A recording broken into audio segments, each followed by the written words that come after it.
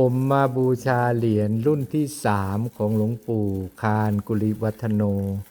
กับหลวงพ่อพระอาจารย์มหาดิวพระมหาพานุวัตรขันตีอยู่ที่วัดท่าศิลาลม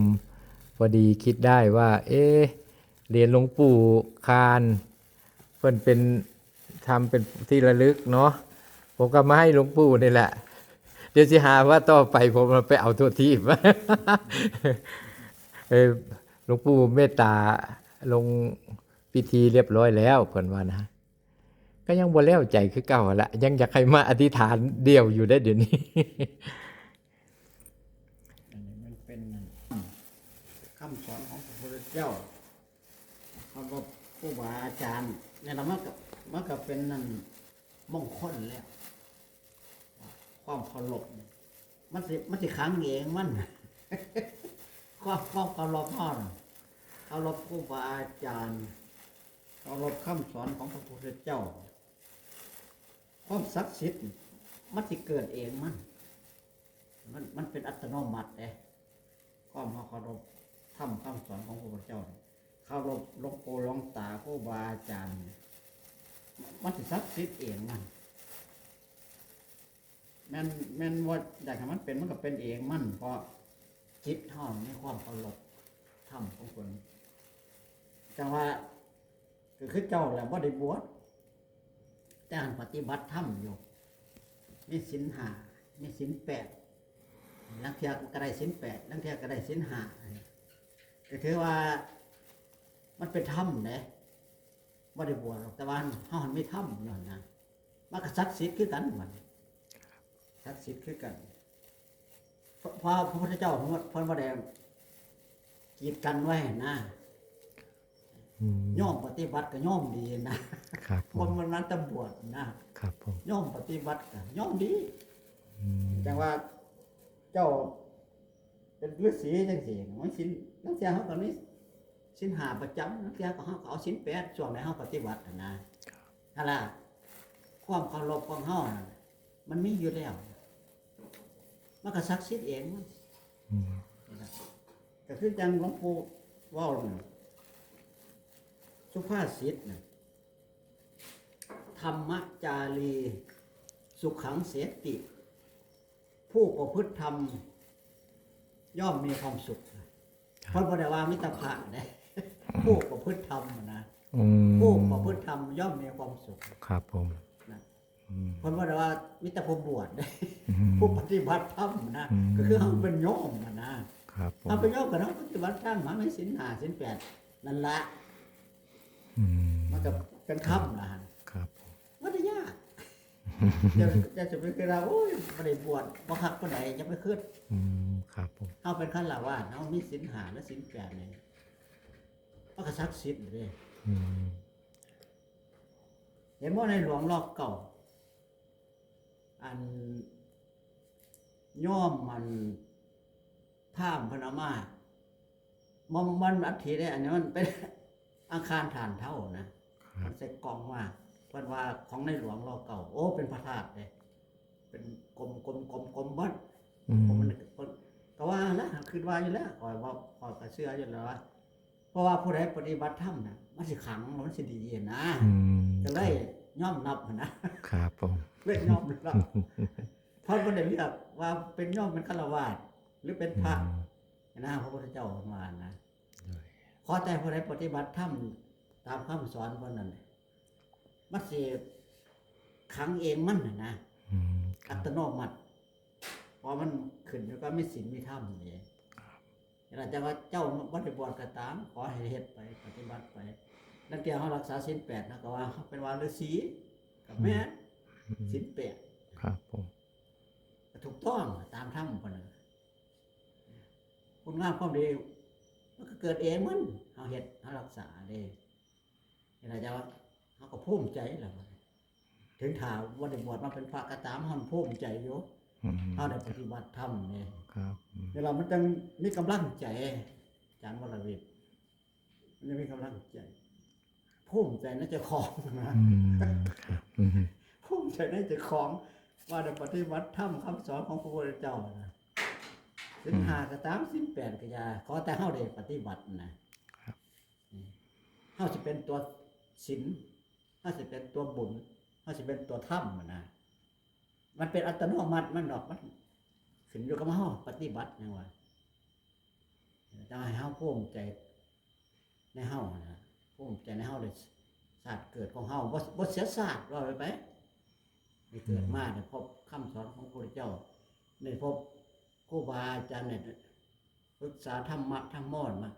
ก็ดีใจภูมิใจแล้วครับ ครับ ว่าเจ้าของบ่ได้ประมาทนะได้เฮ็ดได้ทำได้ปฏิบัติไปสิมันก็ดีใจภูมิใจได้คันเฮาสิไปเทียบกับสัตว์เดรัจฉานเนี่ยไกลกันได้บ่เนี่ยเขาเฮ็ดคือเฮาบ่ได้เลยโอ๊ยไกลกันเด้ฟ้ากับดิน ฟ้ากับดินเด้ แต่ว่าถ้าเฮามันเป็นมนุษย์เนี่ยถือว่ามันสุดยอด ผู้ใดอยากเฮ็ด เอาดีก็ได้ทำเอาดีก็ได้ แต่สัตว์เดรัจฉานโอ้มันเฮ็ดบ่เป็นเลยแล้วจักย่ำใดนะเขาจังสิได้ว่าเป็นมนุษย์จังสิได้เฮ็ดคนงามคนดีนะมันเทียบกันบ่ติดพุ่นล่ะไปเฮามันเหนือเขาหลายเนาะง่ายๆเฮาก็สิไปเทียบใส่หลวงปู่หลวงตาเพิ่นปฏิบัติได้เฮาก็ไกลเพิ่นน่ะนะครับ เฮามาเทียบสัตว์เดรัจฉานเฮาก็ไกลเขาหลาย นะเหนือเขาหลายนะครับ ผม ล่ะแต่ว่ามันต้องภูมิใจ ครับผม ดีใจภูมิใจเมื่อเขาดีใจภูมิใจแล้วก็นั่นแล้วความสุข อืม นะความสุขสิว่าอยู่สวรรค์ก็ว่าแม่นสวรรค์ก็คือความสุขนะครับ ก็เปรียบว่าสวรรค์คือความสุขมันอยู่โลกอยู่มันมีความสุขมันเป็นสวรรค์เองว่าหั่นนะครับ นี่ล่ะจังว่าพยายามเฮ็ดเอาเจ้าก็ได้บ่เป็นหยังดอกดีหมดขอแต่เฮาได้เฮ็ดขอแต่เฮาได้ปฏิบัติรักษากายวาจาใจเฮาให้มันอยู่กับหลักศีลหลักธรรมนะครับโอ้ภูมิใจบ้านนี้คันเจ้าสิไปเทียบใส่หมู่อยู่ทางบ้านมันก็หายากได้บ้านนี่ผู้สิมาเฮ็ดได้ หายากได้ก็ได้ทุก2-3คนนะครับ ผม บ้านมันเทียบใส่วัดอำเภอล้อมรูปบ้านไกลกันบ่ได้บ้านนี่มันละหลายได้คนวัดอำเภอนะครับ ผม ไกลกันหลายเด้นี่ล่ะจังว่า โอ้เฮานี่ก็ถือว่าบุญหลายเถือพุ่นนะ สนใจในธรรมคำสอนของพระพุทธเจ้า อืม อยากประพฤติอยากปฏิบัติเอาไปหาครูบาอาจารย์ทำธรรมะธรรมโมก็โอ้ดีใจภูมิใจเจะคล้าของกันได้ปฏิบัติน้ำแน่ได้รับรสของธรรมแน่ก็โอ้มีปิติเอิบอิ่มนั่งอยู่ก็คือสิหอผมนะ ขาดอำนาจปิติซื่อเด้ อืม เดินจงกรมนั่นสิคือกันเด้จิตเฮาร่วมน่ะมันบ่รู้สึกคือจะว่ามันไปกลับซื่อๆนะครับ มันเพลินมันเป็นปิติว่าง่าย อืม ๆอย่า ครั ง บ ว่ากันแค่พอได้ไปปฏิบัติถ้าได้รับรสของธรรมมันเกิดปิติจังซี่นะ